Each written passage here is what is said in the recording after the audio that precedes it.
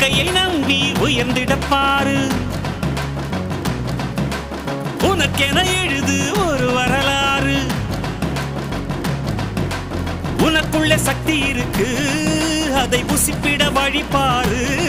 சுபவேளை நாளை மாலை சூடிடு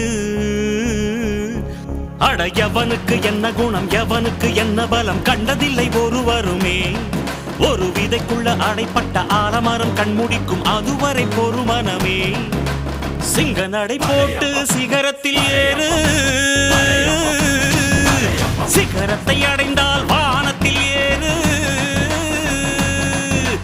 எம்பேரு படையப்ப இடப்பட்ட நடையப்ப என்னோட உள்ளதெல்லாம் இளஞ்சிங்க படையப்ப